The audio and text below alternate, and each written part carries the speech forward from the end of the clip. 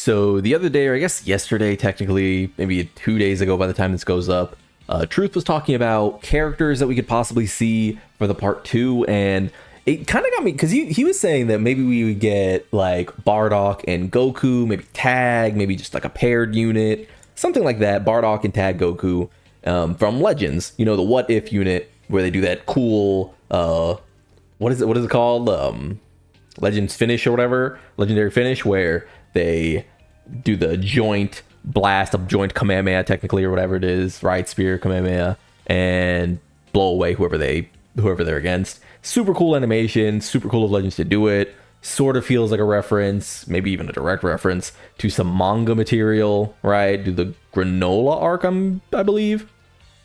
So, you know, something people are usually pretty excited about as a possible, you know, unit. One thing I was sort of thinking is that it would be a little odd to fit in because, as I've said before, there are essentially two categories. I mean, we get it, movie bosses and movie heroes, that Dokkan needs to bring up. They could pick one or the other, genuinely. They could do both. I'd be down with them doing both. I'd be down with them doing the worldwide download celebration from 2022 or whenever, or, you know, any given amount of movie heroes characters they want to do, even if it's just like ROF Blues or something, right? But they do kind of need to pick one, right? Because right now, this team is struggling, and what this team does not need is an off lead. So I've already started seeing people be like, yo, that would be sick, that'd be sick, that'd be sick. And I'm going to go ahead and agree, yeah. It would be kind of cool, right? Like, get a tag Bardock and Goku in there. It's like, there's a unit I've been saying they should do since it was put in Legends. Like, it's super cool. I saw someone say maybe they could be a 220% lead for Bond of Parent and Child. But what does that do for here? What does that do for here? You know what I mean? So while I do get the excitement, I am sort of hesitant to make that sort of call. And one thing I wanted to bring up is how many times in recent Dokkan has this even happened where we've just gotten a completely different thing than what we expect for a Tanabata, right? I mean, I could probably find it, yeah, here. Actually, they're right next to each other. This was last year's Tanabata, if you weren't here for it. Obviously, UI Goku, who fights Jiren, right? You know, not exactly hard to figure out how they came up with this one, okay? So, that's just one thing to say. That's 2024. So we have the 9th year of Dokkan has a pretty stable release. The year before that, we got the 29th on June 2023 into a Super Saiyan 4 Goku. And then, of course, a few weeks later, we got the actual LR Omega. The meme of it all, the meme unit of it all. I mean, we can keep it going. 7th year? What was 7th year? I wasn't even here for this year. I didn't play this year. Looks like, oh yeah. I remember because Truth talks about this. We got the Tanabata Trunks and Vegeta, and then part 2 was Yellow Coin Zamasu. So again, matches up.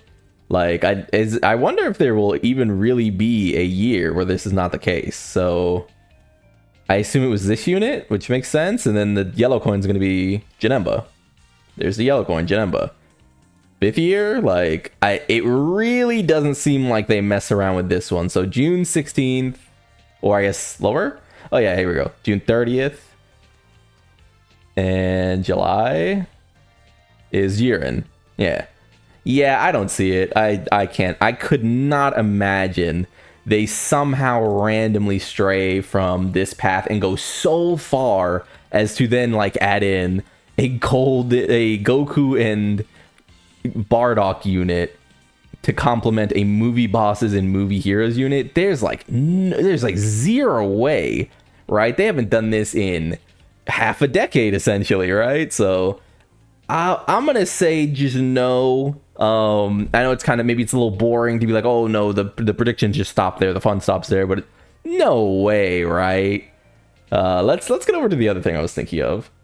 So here we are over on the Dokkan FYI page, where we've got our leader, Golden Frieza, and Gogeta filling in for our slot, and then this is going to sort by the actual 200% leader skills. We could include a 170% if we wanted to get spicy, but mostly we're going to be looking at 200% because typically these characters do lead each other's 200, or I guess 220% at this point.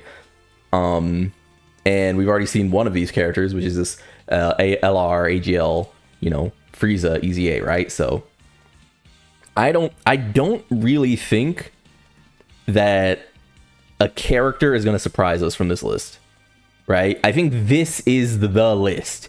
And who do we see multiple times on this list? Broly, Z Broly, Broly, Wrath Broly, you know what I mean, etc., etc., etc. We also see a cooler. I think what could be a possible swerve. You want to talk about swerves? You want to talk about characters who could just show up out of nowhere and maybe they become the actual character that we get. Maybe they just say fuck it, and this is our Wicked Bloodline celebration. Imagine that. They just say fuck it, and this is our Wicked Bloodline celebration. We get like a cooler here, right? But outside of something swervy like that, because again, I'm going to go down this. Janemba should be here somewhere, yeah, in the 200%. Slug is here, obviously. Bojack is here, obviously. Certainly no hint of Bardock at all, right? And I just cannot possibly imagine a world where Dokkan has been really, really good about not fucking up like things like Tanabata. I mean, let's just look at like the last like few months, right? Like big, huge celebration. We get a cavalcade of different types of heroes, but more importantly, we get GT locked in, Future locked in, and the most random thing about this celebration is this like random like Super Saiyan Gohan and Super Saiyan Goten, right? Pretty random, but it's fine. Like, as we leave that celebration, we're getting a Kale and Caulifla, who was a part 2 to a Reps of Universe 7 versus 6, Golden Week. Before that, this is probably our most random thing that we got recently, which is like a tournament participants quote-unquote celebration, which is super weird, but not too surprising given the time slot that it exists in. All right, so, is what it is. Anything before that, again, the 10th anniversary is not really the same because it's just so, like, it just has so much in it. But, I mean, all those characters fit on the team. And, like, anything before that, we had a Namek celebration that wasn't very good, so, you could say, well, sometimes they fumble it, but it's still a Namek celebration, right? These two Easy A's, this part 2. The weirdness with this character and, like, the Namekians, but still is what it is.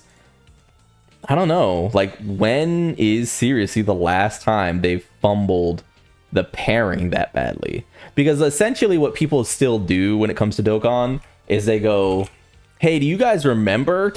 Hey, does anyone remember when Kale released with a Super Boo? What? Oh my god, do you guys remember that? That was so crazy when these two came out one after another, right?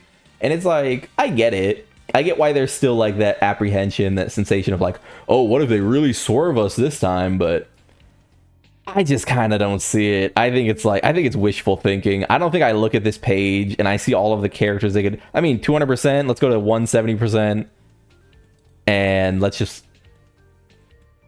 I mean, does anything on here look like a swerve to you? Like, no way. Beerus, I guess that'd be kind of cool. But again, I mean, it's movie heroes. But like again, I just don't see it. I don't see it. Again, I'm always welcome to be wrong, but it would be super random.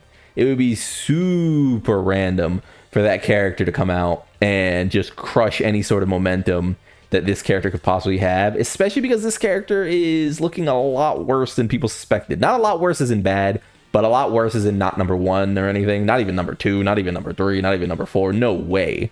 No way. And a large part of that is just this team sucks. You can't really place characters. There are some times where you can place characters and you just be like, well, this character's number 1, and it doesn't matter if their team isn't the best. And it's like, sure, because, Gogeta, the first day he came out, was just undeniable. This isn't one of those characters, and this isn't one of those teams. So it would be super odd of Dokkan to pull that one out of the hat. And this is someone, again, I love Bardock. Bardock is, I mean, a part of the reason I was kind of complaining about this character being free to play is the animations are so fun, and I knew this character would just sort of get forgotten after, I mean, people realize that they don't actually want to play Festival of Battles, right? Like, I would love more Bardock representation. I played this character in Sparking Zero. He's very good in Sparking Zero. I love him. I would love more Z era Bardock. I know people like, I know there's like a big debate between like sauceless Bardock in Super versus, you know, saucy Bardock in Z. But yeah, I don't see it. Like, what would we even do? More Goku's family? Like, what is that? What does that do? So yeah, just a little bit of like a raining on some parades here. No way. Like, it would be unprecedented for them to do this with a big celebration. I get them doing this with like the small stuff, but like the only thing we can even point to in the last like 8 months as like, whoa, that's weird, is a filler celebration before Golden Week, right? So it's like, I don't know, I don't see it, but you know.